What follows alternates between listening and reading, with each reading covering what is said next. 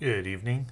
I'm gonna do a card review for the next adventure pack, Journey to Rhosgobel. I think that's the way you pronounce that. Overall, rather underwhelming AP. But let's take a look. The hero for this AP is Prince Imrahil. Exact same stats as Aragorn, one less threat. Response after a character leaves play, ready Prince Imrahil. This would be good if it wasn't for Aragorn. Aragorn fulfills a similar role, being able to do more than one action in a turn. He can quest and then attack or defend. Imrahil can do any combination of those two if a character leaves play, which doesn't happen every round. Typically, you're going to find only maybe 2 or 3 times per game, depending on how fast the game is. Whereas Aragorn can quest and then attack or defend every round. So he's just flat better, and you're not going to want to play both because Aragorn's at 12 threat and Imrahil's at 11. You're going to be starting at 23, even if you choose a low threat hero for your third, you're going to be at 30 or over. And 30 is a magic number for some quests. For example, I tried an Imrahil Aragorn deck where I went back and tried Journey down the Anduin again. You find you engage the hill troll first turn with that because it's at 30 threat. And then you lose unless you have a perfect draw. So Imrahil and Aragorn don't work together, and when you're going to choose one or the other, you're always going to choose Aragorn because his response or his extra action will happen more often. So I like the idea of Imrahil. In practice, though, it's a fun card only. Dunedain Quest. It's the leadership version of Favor of the Lady. 2 cost, gain 1 questing value. I don't use it. I can't imagine using it because I'd rather just spend the 2 on a ally, frankly. There's a... I can't think of a situation in which that's a good value. It's a good effect. It's just too expensive. Both the cost of a card and... Now, would I play it at 1 cost? I still don't think I'd play it at 1 cost. Would I play it for free? Yeah, I'd play it for free. For 1, though? I don't think I would. 1 is basically... No, even at 1, it's probably too much. Because it uses a card slot.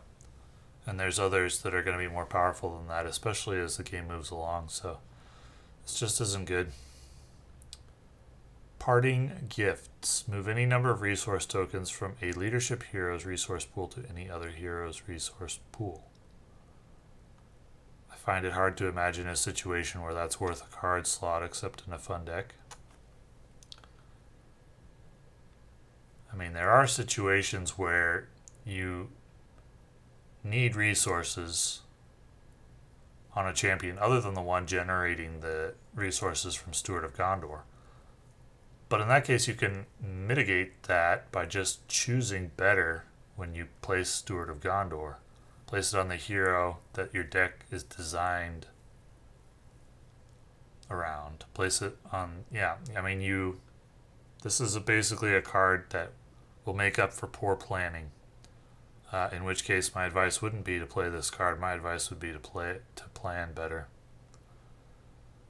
Landroval. 5 cost, 1 questing power, 3 attack, 1 shield, 4 health. After a hero card is destroyed, return Landroval to his owner's hand to put that hero back into play with 1 damage on it. Good effect. Too expensive. When it comes to tactics... Typically, you're not going to have the resources to play 2 high-cost cards in one game.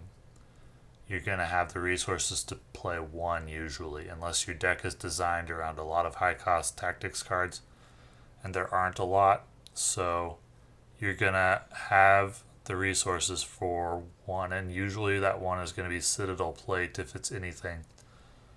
when you're talking about cards like this, your question isn't, is this a good card? The question is, do I have a good use for it? Because some cards are good, but you're not going to be able to use them because of their limitations. And this card's limitation is obvious. It costs 5 resources. So if you were choosing to put this or Citadel Plate in your deck, I think Citadel Plate is better because of how it operates with Gimli. If you weren't running Gimli, would you run this instead of Citadel Plate with a tactics hero like Legolas? I mean, it doesn't have synergy. It doesn't help you fight better. It's a card in case the worst should happen. But if you've lost a hero, I mean, if you're planning on losing a hero, you're planning poorly. If you're not planning on losing a hero, why would you play this card? Its effect wouldn't do anything. So, yeah, with we've seen multiple cards now where they're there in case you screw up, in which case I'd say don't screw up and then don't play that card. But it could be have a place in fun deck or with a fun, like a party that's just making a like fun eagle theme or something. Yeah. To the Eerie. After an ally is destroyed, exhaust one eagle character to move that ally from the discard pile to its owner's hand. Same theory with all of these. Don't build a deck as if your allies that you care about are going to get destroyed. The only allies that get destroyed should be ones that you do not care about because they are there to get destroyed. In which case, you're not going to want to spend 2 resources, a card, and exhaust an eagle to save it. Because it did its job. It died with honor. So, yeah, I'm seeing a similar theme with all 3 of these cards there. Oh no, I messed up cards. In which case, the solution isn't to play a card to remedy your mess up, your screw up. The solution is to stop screwing up. I suppose if you were playing this game with like a little brother or something who you knew was terrible and you wanted to compensate for it, yeah, you could do that. Escort from Edoras, a very good card. 2 cost, 2 questing power, and when committed to a quest, gets +2 more than that. After resolving a quest to which Escort from Edoras was committed, discard Escort from Edoras from play. I love this card. I love this card because it has a huge upside, a downside that you can play around by doing math and planning ahead. That's great design. It's the best card in this AP, though you could make a good case for Ancient Matham. I put this in my deck, every deck that I make for quite a long time. Is this card alone worth buying the AP for? It doesn't unlock any new strategies. It'll make your existing strategies more powerful. It's not necessary. So, you would buy the AP for this card to increase what your deck is capable of, questing wise. But you wouldn't buy it and then be like, okay, now I can play this cool new deck, because anytime you see this card in a deck, you could swap in Westfold Horsebreaker, one of the other Rohan cards that helps with questing or threat reduction, and you probably wouldn't be that worse off most of the time. So this is like an optimization card. I want to make my deck as powerful as I can, and this will help a little bit.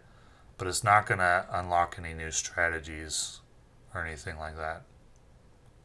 So it's a good card. It's not an absolutely essential card. It's a very good card. It's not an absolutely essential card.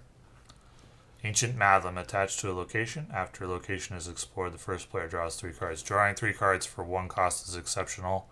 You're going to be exploring a number of locations each quest usually. So this will go off. And it will pay off big time. It's a great card. It fulfills a similar role to other cards from lore. So it's not an essential card. It's not going to unlock any new strategies. But it is a more powerful version of a concept that already exists, which is drawing cards. So it's a great card. Like Escort from Edoras, it's not an essential card, but it is a card that you will want if you are trying to get the most power possible out of your deck and you're playing tactics. You'll play this card. Unless you already have an overwhelming amount of card draw for some reason. Haldir of Lorien. 4 cost, 2/2/2/3 ranged and sentinel. It's above average, maybe even good.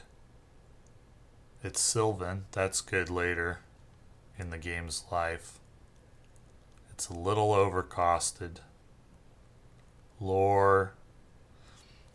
So lore gets a number of powerful cards, which means there's good reasons to put Steward of Gondor on your lore hero, in which case you can pay for the powerful cards, and Haldir's worth a slot, in my opinion.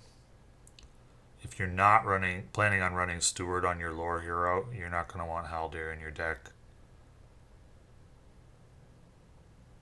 Yeah, that's my thought on it. Because of the high cost, you're going to want to spend your resources on, if you're running lore and you're not going to put Steward on your lore hero, you're going to want to use your resources probably for like self-preservation. Lore of Imaldris. Forest Snare is a big one. And if you're forest snaring, you're not going to have the resources for Haldir if you've put Steward of Gondor on someone else. So think ahead, and if you're not thinking of using Steward on your lore hero, Haldir's probably not worth a slot. If you are, he's decent. He's not going to win you a game. He's not going to be super flashy. He's not going to unlock any new strategies or anything, but it's a good card. Infighting, move any number of damage from one enemy to another. I cannot think of a use for that. I guess maybe if you had a low shields, high health enemy, and you needed to ping it, and then move the damage over to a high shield enemy. But man, that's a niche use. So let's file that card under garbage. Radagast, 5 cost, 2 willpower, 1 attack, 1 shield, 3 health. Collect 1 resource each resource phase, which you can use to pay for creature cards. Or you can spend the resources to heal wounds on a creature. This isn't good. It's fun though. I like the idea. It's good at 2. It's great at 2 cost. It's okay at 3 cost. It's bad at 4. It's horrible at 5. It seems good in theory because collecting resources is so powerful and it does 1 each turn. But the limitation of only being able to use it for creature cards, that's like Eagles, I think. And that's about it. So you're going to have to wait 2 turns and then spend 5 resources to get him out if you drew him in like your opening hand. And then you start generating resources and you need to generate probably 2 or 3. It's overcosted because it generates resources. And so you need 2 or 3 turns just to make it a decent card. And if you get more than that and you can spend the resources, it's great. But the creatures that you might pay for with this are not that good. So you're making not that good cards better, but you need a long time for it to pay off. So you'd need creatures in your deck and a very long quest to make this work, but it would just be for fun because there's better cards. Yeah, it's a fun card. I like the character. I like the art. I like the idea. I wish it was better. I wish it was a strong card. I'd love to play him, but it isn't. It's not good. So overall, should you buy this adventure pack if you're on a limited budget? I would rank this one third so far of the ones I've reviewed. Hunt for Gollum is probably the one that unlocks the most potential because of Song of Kings allowing you to play blue-green decks or blue-red or green-red and still get Steward of Gondor. Conflict at the Carrack lets you do a couple of cool things and gives you Frodo Baggins, who unlocks interesting possibilities.